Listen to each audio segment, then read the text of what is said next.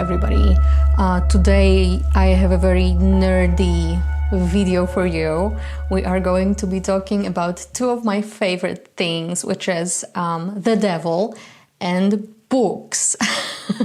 So if you know me from Patreon for a while, you know that I work with the devil, and you also know that I love reading books. Anyway, the point of this video is to show you books and talk about books about the devil, and what I would personally recommend to go for, and what you can expect from some of the books that I have to show you if you are interested in approaching the devil, or if it's a topic that interests you. Of course, my approach is mainly rooted in traditional witchcraft, folk magic, Polish folk magic specifically, and animism. So, of course, that's not going to be the same as approaches that you can find in the left-hand path, etc., because that's a tiny bit different, okay? So without further ado, let's go for it. I will first show you some books in English that I recommend, and then I will talk about some books in Polish as well, and why I think it's important to also reach for books that talk about your local devils. And I will try, last thing, I will try to show you these books in the order that I think it would be best to read them in, and I will also try to explain why, although I don't have any notes, so I'm hoping that it will be concise. The first book, if you already are a practicing witch, the first book to read would be The Witch's Devil by Roger Horn. If you know me, you know that I absolutely love this author, and everything that he publishes is fucking amazing in my humble opinion. But I think this book is a great introduction into the topic of the folkloric devil, specifically the devil that we work with as folk witches, as traditional witches, okay? So just to show you briefly, because I do have a full review of this book on Patreon, so if you are interested, please look for it. But of course, other than the introduction, you have some really cool chapters about various aspects of the devil, seeking the witch's devil, so who they are in history, and in the author's view, spirit, the bound spirit, devil as the bound spirit, light between the horns, spirit in the green, so the green aspects of it, divine poison, the same, primus magus, beast of the Sabbath, serpent in the deep, and then some conclusions and some appendices, is that how you say it? So anyway, I think this book is a great introduction because it will teach you about all of the most important aspects of the folkloric devil, coming from, you know, historical sources. This is not something that he's pulling out of his ass, but also other than pulling on important historical threads of the devil or pertaining to the devil. He and we happen to also share views on spirit work in general, which I think Roger Horn is very good at being compassionate when it comes to working with spirits and perceiving them in non-hierarchical ways, in ways where you work with spirits as equals. So this is also coming from that very much animistic perspective, not the kind of post-Christianization one where you would approach spirits from a position of power and kind of binding them and abusing them. He also talks about that in this book. So I think it's a great introduction, and it is what it is. It's myth and lore for modern cunning if you are interested in working with the devil. So I would definitely reach for this one, as I think it's a great primer if you're new to the topic and you're not really sure how to approach it and what to expect, right? So once you're done with The Witch's Devil, then I would personally go for these two, and in my opinion it doesn't really matter which one goes first, although maybe Plants of the Devil by Corinne Boyer. This one is for people who also happen to be into plants, into herbalism or into working with plant spirits, etc. If you are an animist, then of course you would be working with spirits, right? And interested in having relationships with them. So this one also just shares a lot of lore when it comes to plants related to the devil specifically. And there's chapters on various aspects of that as well, with beautiful art. And you will also find some like bits and pieces of folklore from around Europe. There was even quite a bit from Poland, which was really surprising to me personally. And I think it's a great book, honestly. I just couldn't stop reading it. I think it took me like 2 days to read it, and I was kind of sad when when it was done. I just wished it was bigger and thicker. So you will find some of the poisonous plants in here, and some recipes, traditional of course, etc. So really cool book if you are into working with plants. And then The Devil's Dozen, it's a classic that I think everybody must read if you are interested in working with the devil, to get yourself fully acquainted with the spectrum of the topic. Here you will find 13 rituals that are based in traditional lore as well, but it's important to understand that unlike Roger Horn, in this one you will find syncretisms with kind of heretical Christian practices. So if you are allergic to anything Christian, even if this is kind of on the heretical side of the spectrum, then you might be kind of rubbed the wrong way when it comes to this book, or you, in general, you might find some of the things in this book to be kind of excessive. But if you are familiar with traditional witch lore, and especially of the kind of syncretic dual faith aspects of traditional witchcraft, in Christian context as well, then this will be like nothing too shocking, honestly. But so this one is pretty cool because it does have introduction for each of the chapters, of course, but each of the chapters, the point of it is also a ritual that's, as I said, kind of rooted in traditional lore. From what I understand, Gemma Gary actually created those rituals herself based on those sources and folklore, etc. So it's not like these are some, you know, ancient fucking rituals. It needs to be understood that this is modern traditional witchcraft still, right? Some people kind of forget about that when they read Gemma Gary. But once you read this one, you will also have a great framework to try shit, okay? And a cool thing to do for sure would be to read through the whole thing, although I think in the intro it says to just, you know, progress through all of the rituals, right? Which could take 13 months at least, or like 13 years to complete. But anyway, reading through the whole thing to kind of see what it is about, and then going from the first rite, kind of picking and choosing what suits your practice, maybe adjusting it to fit your local folklore. I myself have adapted some of these rituals, translated them to Polish and adapted them to fit my practice. That's also still regional for me, and kind of replaced the bits of lore that were in these rituals, replaced them with bits and pieces that were significant to where I am, right? So I think it's a great read, and definitely gives you something to work with. So practical stuff. This is like the next step from just reading the theory. I think that some of these you might find shocking, but they are also just metal as fuck, honestly. So yeah, it's a cool book. So once you're done with that, I would then move on to Clovenstone Workings by Robin Artison. Artisan has his own flavor of craft, that's for sure. I mean, similarly to Gemma Gary, right? But in different ways.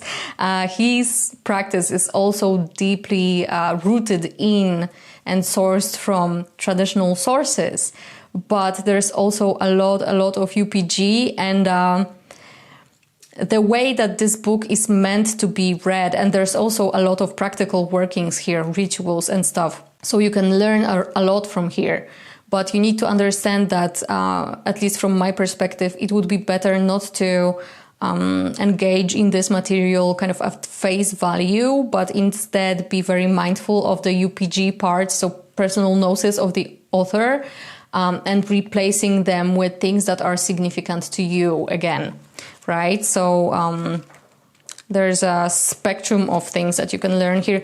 The chapter about the dark ecology of the devil is fucking amazing. Just that alone, that alone makes this book worth reading, to be honest. But then you also have stuff like the whole introduction is basically kind of rooted in theory and stuff, but it's fascinating the way he also perceives these things. I love it.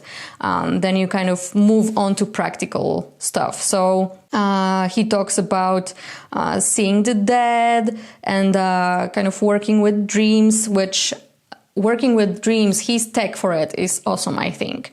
And then moving on to rituals, you have a gateway ring, so kind of like a compass, then making a green oil for anointing, working with some kind of barbarous words, barbarous names, then transvection, which is spirit flight, the witch feast, scrying, in this case Black Mirror scrying, and then some appendix with some cool articles as well. So, you know, it's really practical, cool stuff. And when I was reading it, I was actually very, very inspired by this book to do certain things in my craft. So for me, reading this was very fruitful. That's why I would recommend reading this, but not as your first book about the topic of the devil, because there's a lot of, as I said, UPG. So once you've read the other books, you will be able to better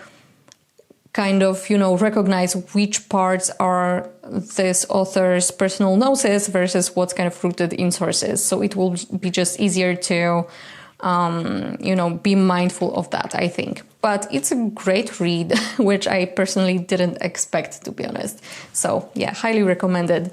Then almost lastly, this one, which I just finished reading pretty much. I just have to like finish the conclusions at the end of the book. The Devil's Supper by Shani Oates. This is something that I don't know about you, but I didn't expect personally. When I get a book like this, which is written by somebody who's a practitioner of traditional craft in a very specific branch, I would kind of expect for this to be about, you know, the devil from their craft perspective. Instead, this is very much a historical book. So this book actually goes into the history of the becoming of the devil as a figure. But the way that this is approached, it's going pretty much from like very ancient sources where there were kind of those figures that later on became precursors for the devil that we know today. Then she talks a lot about the Middle Ages, which was the main kind of forming period for how the devil was perceived through the lens of the church, right? And the kind of social aspects and the aspects of, you know, people going through plagues and wars and political shit, and how all of that kind of formed on top of course, all the church shit and burning witches, right? So there's a lot of that. And then all you get really when it comes to more of a craft perspective are those two last chapters, which is Agent Provocateur and old horny trades and guilds. But there's nothing practical in this book, although at times, I don't know how she does this, but she really has a way of approaching the topic that annoys me, because it's trying to be, written in a kind of objective language, I suppose, that would suggest that this is like research or study instead of, something more personal, which is fine. But then sometimes the way it's written almost seems like she herself is perceiving the devil as a made-up figure that was created by the church to scare people. She kind of dances on this line, right? So, but I think it's a great book to read as well. But I'm putting this last because I think that you really need to have all this background that I previously mentioned from the other books before you reach for this, to better understand what she's talking about. For me, as somebody who's, English is not my first language, the way she writes is also not so accessible. Her language is more kind of, high tier, fancy type of writing. So unlike the other authors, I just need to focus much more to be able to comprehend what she's talking about, basically. I mean, once I kind of get into the groove, it's much easier, but definitely a more challenging read than the other ones. But I would still highly recommend it. I also read it in like 2 or 3 days, and it's like the working week. So, I'm just reading it every day in every spare moment that I have, basically. As I said, I'm just finishing it today. So I would still highly, highly recommend reading this one, but only if you have the background that I previously mentioned, or any other background, right? But some kind of background, that's what I wanted to say. And then just quickly, lastly, if you are into Polish witchcraft and you don't speak Polish, this is the only book I have in my collection that I know talks about the devil and about witchcraft in early modern Poland, right? In English. And this is Between the Devil and the Host by Michael Ostling. I hope I said that correctly.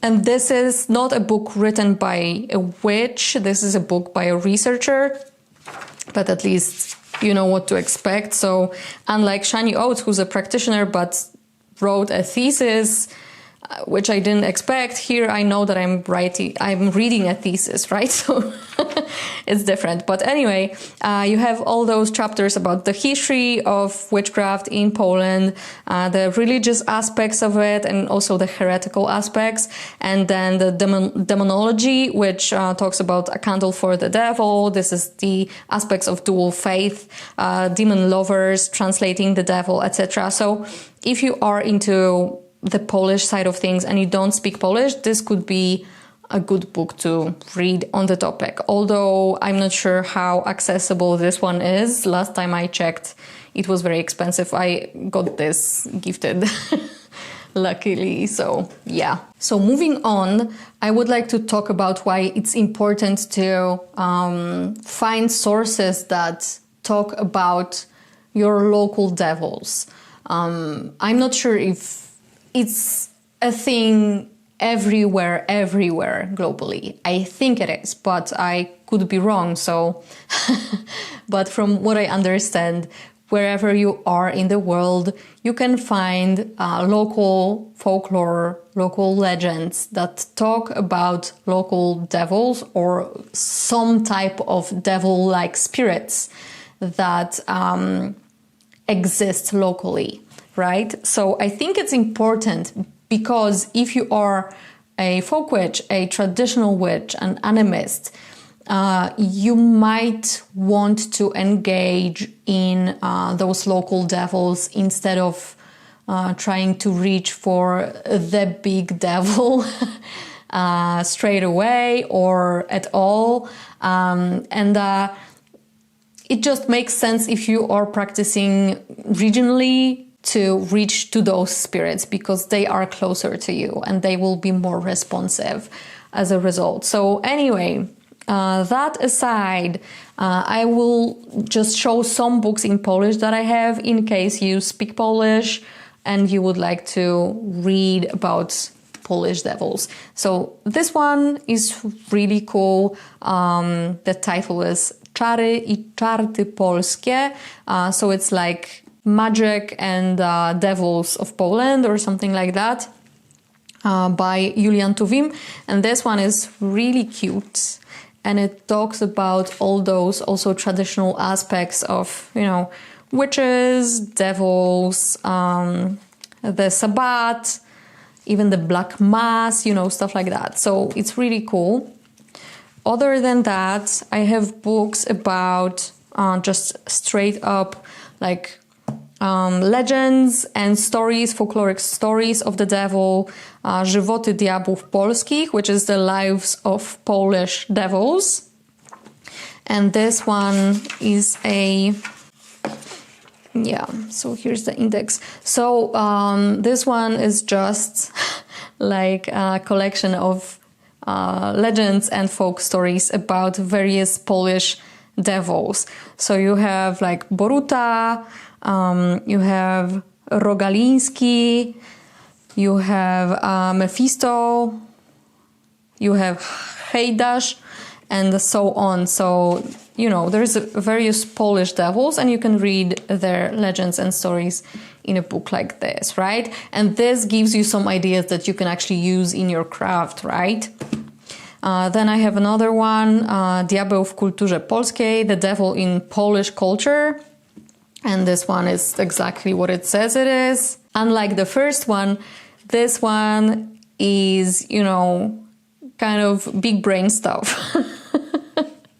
If I could call it that. But you basically have all those things like the devil in, medieval times and various aspects of like the devils of the Renaissance and Baroque. And also the like folk vision of evil and the devil, etc. And it just goes on. So there's a lot in a book like this that one can learn about the topic, right? Then I also have Święci I Biesy, which could be translated to Saints and Devils.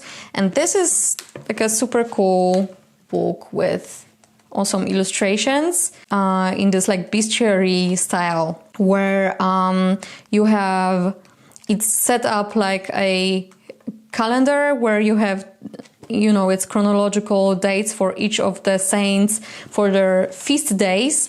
And for each of those saints in Polish folklore, you actually have at least one devil or some kind of devilish story that's related to that saint. This is the, you know, dual faith kind of folkloric aspects where there's a saint, there is surely a devil that corresponds to the saint, right? So it's a great book to have both of those aspects kind of correlated with each other or like compared to each other, the stories and everything. So it's really cool to be able to see it in a combination like this, I suppose, right? So, and it's a very easy read, usually talks about some stories and legends and, folklore, so really cool. And then lastly, Wielka Księga Demonów Polskich, the big book of Polish demons.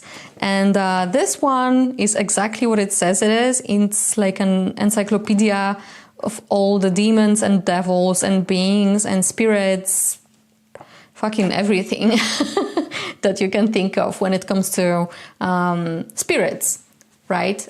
Polish specifically. So these are just some books that I have that I really like to reference in my practice because I live here and, this is my practice. I need to have sources that are rooted in local folklore where I am so that I can then use those in my craft.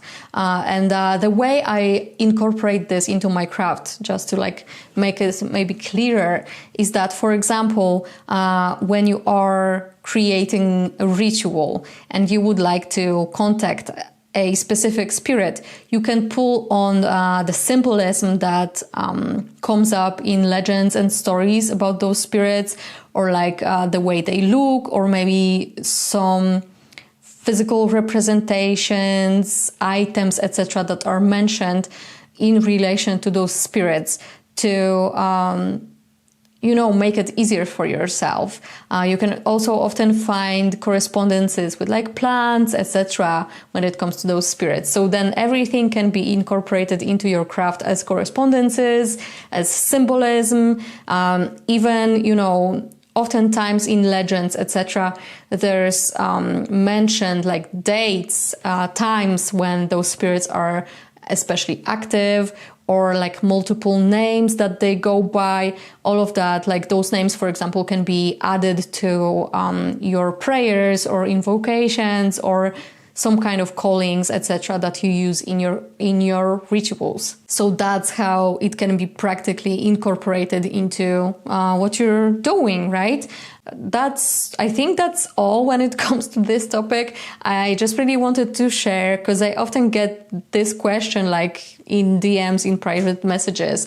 So, and I often just end up talking about it with people who are into the devil, so figured it would be cool and maybe helpful to actually show the books, talk about why I think they are important, and which order I think they should be read in to like get the most out of them, etc. So if you have any questions about this topic, or if you would like to share some of your sources, especially if you have like any cool local sources about local devils or local spirits, I would love to hear about that. So let me know in the comments, and thank you so much for watching. So see you around. Bye.